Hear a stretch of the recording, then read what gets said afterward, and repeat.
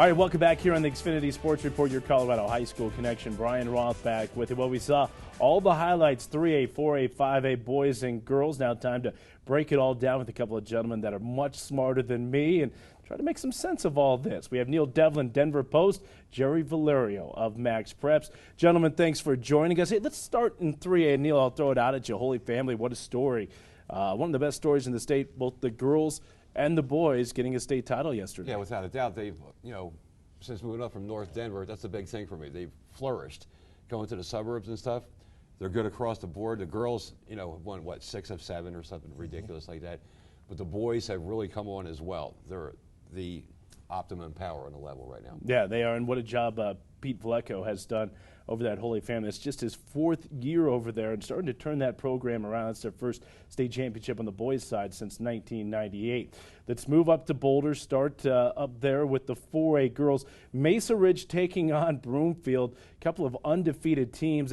I think going into this one, guy, I thought Mesa Ridge could beat Broomfield. I didn't think they would beat Broomfield. And, Gerry, they pulled off the upset. Well, I think everybody's thinking was the same as yours. Even though they were both undefeated, Broomfield was the decided favorite going into that game. And you know what? Broomfield looked to me like more the tense team. They were a little tight early on. And Mesa Ridge came in, got Kylie Shook involved in the game early. She only had 2 points in the semifinals game against Pueblo South. And you could tell they were really trying to get her off on her offensive game early in that game. Yeah, Neil, the Eagles hadn't played a close game all season long. Nothing close. They're the 30 points. Average margin victory was 30 points. Yeah, and I mean, game after game after game. And like he said, listen, for me, we've had sanctioning since 75, 76. Despite the fact Mesa Ridge was undefeated, Grizzlies beating Broomfield, as far as I was concerned, is one of the best upsets I've seen, without a doubt, because that's how good Broomfield was. And then when the Eagles got into a very close game, what happened? They froze a little bit and they didn't shoot it well. Particularly 2 late 3-pointers by Brenda Chase that looked to be down and then rattled out. That was that kind of a day, and that's what happens in the final. Yeah, and Mike Kroll has been to many state championship games, but the seniors on this team, they were all freshmen the last time that they won a state championship. They've played in big games, no question.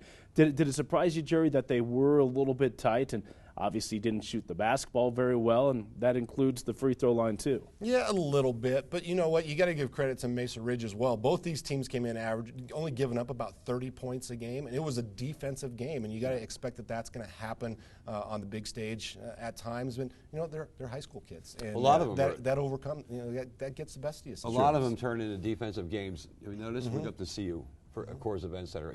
Somebody's averaging 80 points, blah, blah, blah. All of a sudden, we're lower scoring here, and then it's up to them to deal with it. And like he said, if you can't play defense or you're not a defensive team, you're in trouble.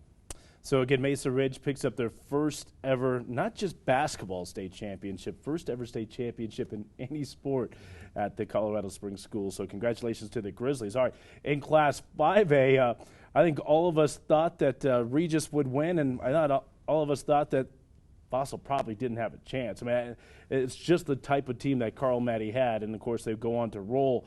All right, you two guys have been covering high school hoops for a long time here in the state of Colorado. Let's just throw it out there. Where does Regis girls basketball in 2014 rank in the history of girls basketball? Well, it's up there, quite obviously. We were talking last night at the game. For us, I think the 2001 02 Highlands Ranch Falcons that had Ann Struther and Liz Sherwood and Susie Powers, headed by Karen Jaraki. Going through the annals, for me, that's the team that we would most like to see play the current Regis Jesuit Raiders. Anybody else, I think Regis has an edge because, despite all the Division I scholarships and this kid going here and this kid going that and all the points they score, for me, this is probably the best defensive team I've seen, period, end of story. Absolutely. And that's the thing that really impressed me the most about them is they don't take any possessions off. They pressure every pass, every shot, and it showed. I mean, Fossil Ridge shot 16% for the game? 16% for the game. That's an incredible number, but the fact that you have 6 Division I players, nobody takes a possession off the entire season, I mean, that's something to be said for the focus of those girls and the coaching that they got. Let me tell you what, no teenage drama queen stuff.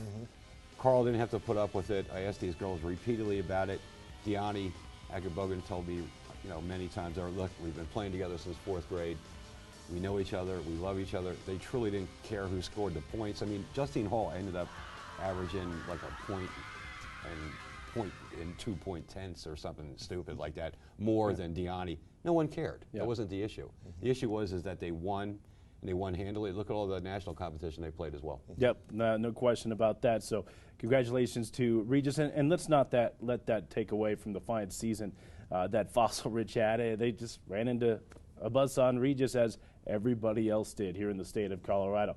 To the boys, we go back to 4A, Pueblo East and Denver South. And, you know, Gerry, it's a Denver South team looking for their first state championship since 1970. Meanwhile, Pueblo East, they were there a few years ago, didn't get the job done, and got it done this year. Well, great stories on both sides, no matter who won the game. But to me, Pueblo South just epitomized the whole team approach, and they had several players last night step up at different times to take the key role and make plays that mattered at the end. And you had Dylan Gavin, of course, had some big scoring. You had TJ Gradishar hit some big free throws late in the game, play some good defense, and then Jimmy Valdez, has to chase Ibrahim Silla around the court for 32 minutes, but still scores all 13 of his points in the second half.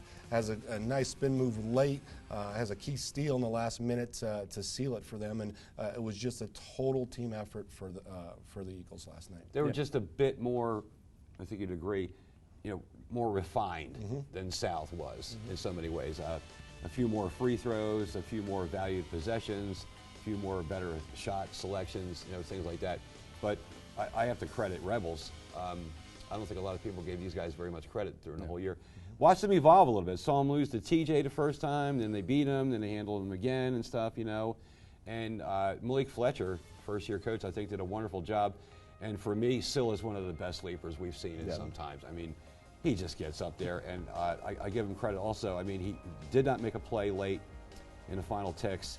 Had to go over and fouled out of the game, went over to the bench, took it like a man. For me, the overall character of both the boys and the girls this year was wonderful. I mean, we didn't see any spazzes or freaking out or he did this, she did that. I mean, the character of the kids this year was good, and they understood that, you're going to lose some, and they did, and they handled it, and it was nice to see. So the first state championship ever in the sport of basketball for Pueblo East, and their head coach Dave Ryder after the game announcing that he was going to hang it up and retire after 10 years. And what a way to go out on top. So that set up the nightcap, the final game of the year. 5A, Fossil Ridge undefeated, taking on Denver East. Storylines abounding for this one. Gerry, was there any way Denver East was going to lose back-to-back years in the finals? Well, there certainly was a way that they could have done that. I mean, I think there was a lot of people who thought if certain things went right, that Fossil Ridge could pull that one off. And I think you saw that just with the way the rankings went throughout the year. Depending on where you stood, if you're on the CHSAA poll or if you're on the AP poll, one had Denver East, the other one had Fossil Ridge, and they certainly were capable. But East grit and determination last night, very determined effort, and they just didn't let Fossil Ridge take it from them this year. Yeah, we saw some segments the way they could have done it. When they did shoot the ball well, because that was the thing for me. Their polish was pretty good. They understood and they had savvy and stuff like that. But I mean, physically, they're not very imposing. Denver East also clearly has the edge in speed and athleticism, stuff like that. And I don't know that they were able to see that kind of defensive pressure or the transition from defense to offense that that East can present all year and stuff like that. And East made it a point because, I mean, let's face it, everybody thought they were going to win it, a year ago. And they beat Eagle Crest by 19 and they ended up losing by 20 in the final. Everybody was really surprised. Now, was that motivation? It was. I think you saw that the whole year. They didn't lose in-state. They played some terrific teams out of this state, including Gale Sayers High School, and then a Philadelphia Catholic League team as well. They lost to both of those guys and everything like that. But, I mean, look at them. They had 4 really good players, Brian Carey, Dom Collier, Ronnie Harrell, Javon Griffin, you throw in Tyree Robinson. I mean, they had the material to do it. And Rudy Carey won his 725th game and his 9th championship. I think he's doing something right here. You know what I mean? And it was great for the city overall. South in the 4A final, East in the 5A final. I mean, they're into their basketball, and they showed very well as a group. Yeah, we asked earlier, Gerry, where Regis ranks in terms of how they stack up against other teams in the history of Colorado. How about Dom Collier? Where does he rank in your mind amongst schoolboys that have come out of the state? Well, I was asked that question last night when we were finishing up at Root Sports, and I think his legacy. Obviously, he's a tremendous player, but I think his legacy is still even going to be built as he moves on to college. I mean, he's kind of got the Chauncey Billups stepping stone now here. Great city player, all the tools, renowned nationally. Played on some national teams, and now he can go kind of set the pace at CU. So, I think his story's still being written, but obviously a tremendous individual player. For me, I would still put Chauncey above him and Sean O'Geary, a Denver East grad, but certainly his skills are very close to what those guys were. I'm okay with all that. What we need to underline here for me is, 4-year starter. I remember the first time I saw him, freshman down at Palmer's, really small gym, really cool, because the Springs. There's another thing. The high end of the Springs and the high end of Pueblo can play. Make no mistake, and if you don't know that, you don't follow this game. But for me, Collier, the reason he's going to CU is because Tad Boyle knows this kid defends. End of story. If you don't defend for Tad, you do not play. He is and has been just a terrific two-way guard. I mean, hasn't always shot it well. Good free throw shooter. Hasn't played with the greatest kids, and then again, he has in so many ways. But I mean, his ability to be a two-way player and accept his role. If he doesn't get a shot in a while, it isn't freak. You know what I mean? But when he doesn't have the ball and the other team does have the ball, he tries to stop it or get it. That's his legacy for me. Well, and we saw the maturity of him from last year to this year. Last night, specifically in that game, one shot? He got his first points with 4 seconds left in the first half, and he didn't press. He realized that Ronnie Harrell was carrying the scoring load in that first half, and he was good with it. He defended, did a good job, and then it went off in the second half because he decided the game. It was time. It was time for him to step forward. And see. While he didn't stick out like a sore thumb where it was, oh, he's great and all that stuff like that. Listen, there wasn't a coach out there for at least the last 3 years that wouldn't have killed to have this kid. Yep. End of story. He's just so smooth, too, on the offensive end. You talk about the defense. The second half, 16 of his 18 in the second half. And he makes it look easy at times. All right, gentlemen, as always, we appreciate the input. Thank you so much. We're all done. Okay. Neil got asked to prom, by the way, last night at the Coors event. Is that a true story? Did you say yes? I said nothing. Who gets asked to prom? Neil Devlin. He's a rock star. All right, gentlemen. I feel lucky to be here with him. Oh, we're all lucky to be with Neil. All right, we'll take a timeout. We'll wrap up the program after this here on XSR.